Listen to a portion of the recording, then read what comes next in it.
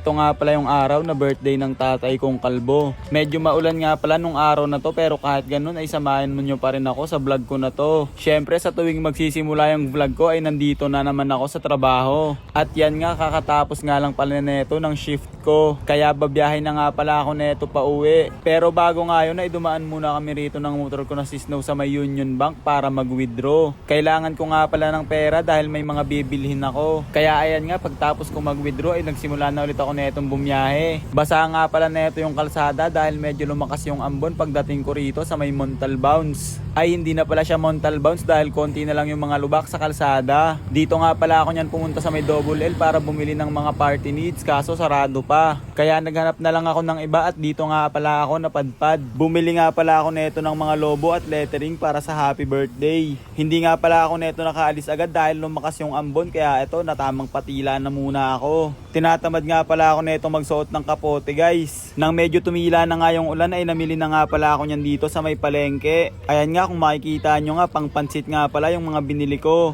At dumaan na nga rin pala kami dito ng motor ko na si Snow sa bilihan ng mga buko. Dito nga pala ako dumiretso dahil bibili ako ng gata ng nyog. At yan nga, nakabili na nga pala ako rito ng gata ng nyog. Hindi ko nga lang pala matandaan kung anong niluto gamit yan. Kita nyo nga guys, kargado na naman pala neto yung motor ko na si Snow. Dahil nga tinatamad ako magsuot ng kapote, kaya bumiyahe na nga pala ako neto kahit medyo lumalakas yung ambon. Kita nyo nga guys, ayan no, medyo basa na nga rin pala dyan yung suot ko na jacket. Pero okay lang yun dahil pogi pa rin naman yung itsura ko nyan sa may loob ng helmet. Pag uwi ko nga neto ng bahay ay naabutan ko yung kapatid ko na si Tanggoy na busy sa pag-aasikaso ng alaga niyang manok. I mean, hindi niya na pala alaga yan dahil kinatay niya na. Kaya ayan nga, tignan nyo yung itsura niya, gigil na gigil sa pagtatanggal ng balahibo ng manok. Meow, meow, meow, meow. Kawawa namang manok, nakapikit na. Eto nga pala yung balahibo, dahil hindi nga lang pala yan isa guys, dalawa nga pala yung kinatay niya. At dito nga guys, busy na nga pala dito yung ate kong pangit sa pag-aasikaso ng lettering.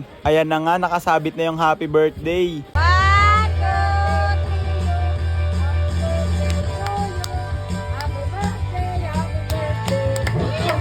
At yun nga, kinagabihan nga neto ay pumasok na naman ako sa trabaho. Kaya panoorin nyo nga pala yung gagawin namin ni Kuya JP dito sa may gym.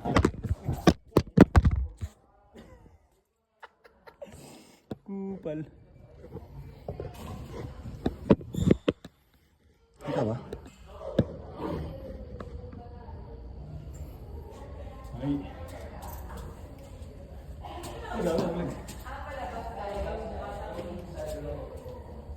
Ay, pala, kawan.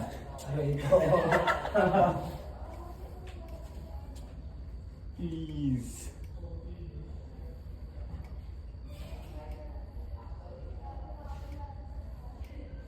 Ay. Pagano niyo ba?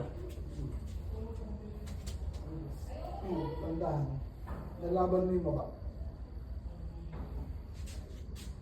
Nalaban mo yung paglaba. Nakawan sa mga sige. Straight lang. Mga rin. Yung nagalaw yung katawan mo. Pumapotang na.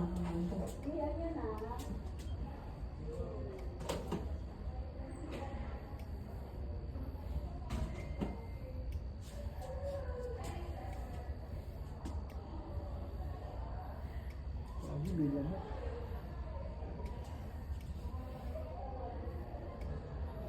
Yan, tulat lagi. Ay.